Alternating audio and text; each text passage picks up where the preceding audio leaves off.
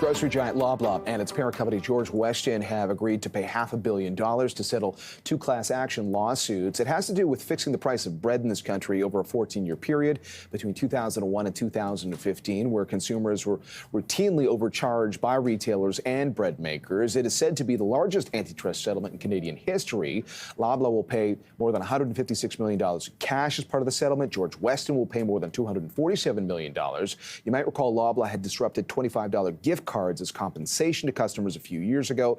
$96 million that was paid out in gift card money is included in the total settlement amount. Meanwhile, there have been other defendants in these legal actions: Canada Bread, Sobeys, Metro, Walmart Canada, and Giant Tiger. As part of the agreement with Loblaw and George Weston, those two companies will be cooperating with the plaintiffs as the class actions continue. And Loblaw Chairman Galen Weston, who is also the chair and CEO of George Weston, apologized to Canadians, saying this behavior should have never happened.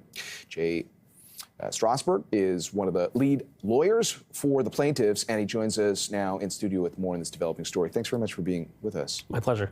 Many Canadians first heard about this price-fixing issue some years ago. Maybe you can remind us how the class action began. Sure. So I think it was 2017. The companies announced that they had received criminal immunity from the Canadian government because they were a whistleblower. And they disclosed that they were part of a 14-year price-fixing conspiracy. That's what kind of blew it open. And there were lawsuits that were commenced across the country. So we organized a group of lawyers and across the country, and that's how it got started. And what was this process like? Because it has been several years. So how often were there discussions taking place between your side, Loblaw and Galen Weston's side? So I can't get into the particulars of anything to do with the discussions. What I can tell you is that this case was highly litigious. It was hard fought. We were certified in two different jurisdictions in Ontario and Quebec. We're still dealing with appeals.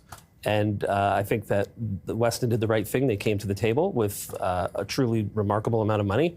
And the most important thing, the big takeaway, is that this is going to be the first installment.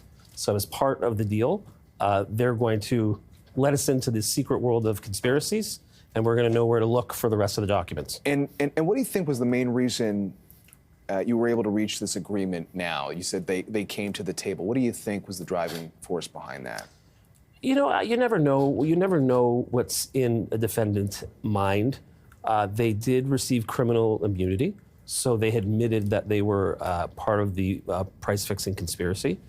That was very public.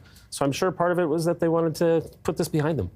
Yeah. The fact that Loblaw as a company, the grocers in general, have faced a lot of heat, let's say, for the issue of inflation, which we've been talking about endlessly on BNN Bloomberg, and what people have to pay at the store. Do you feel like, even though that is a separate matter, this, in getting to a resolution here, helps them to address, without a better way to describe it, a PR issue that they've been navigating? I think that's probably part of it. And grocery prices, everybody across the country feels it.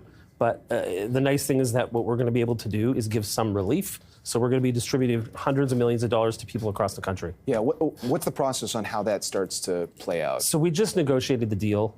We have to work out the distribution protocol. We haven't done that yet. But when we do it, it will have to be approved by two courts. So there's going to be a lot of scrutiny. A lot of people are going to have their say.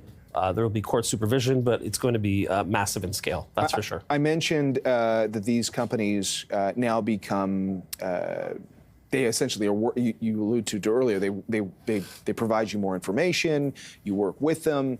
There are other defendants in the class action. So what do you think that process is going to look like? Well, after we get court approval, here's what's going to happen.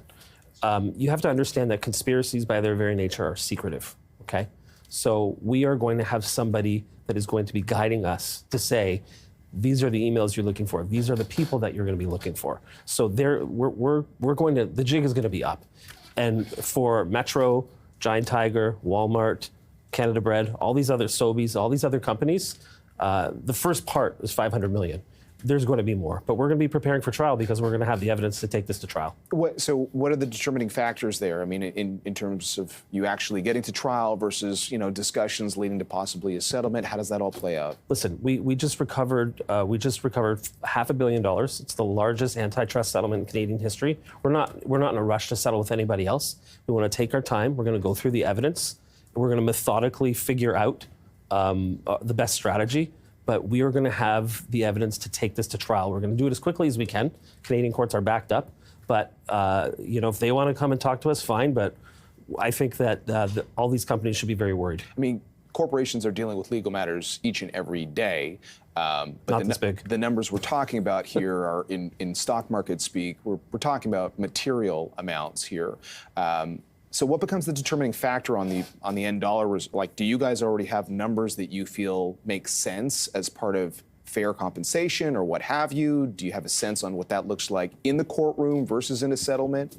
When you talk about, you think about the first person in, okay? Yeah. The first person in gets the biggest discount. That's Weston.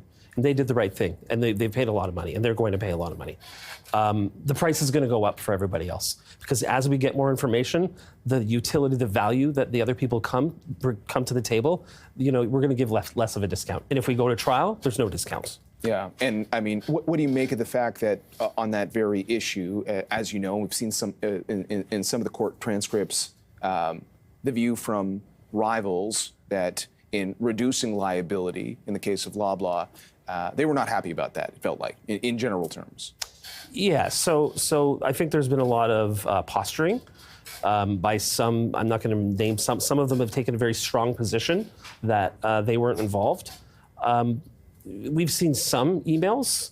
I don't think that's accurate. So I think you should keep an eye on the evidence that once we get the evidence and file it, it'll be public. I think that consumers will be shocked in terms of how high up the food chain it goes in terms of these companies, senior executives participating. We're almost out of time, but like, what does that mean? You publish that info, like? Well, once we get the evidence and we'd have to once we file it in a court record, it becomes public.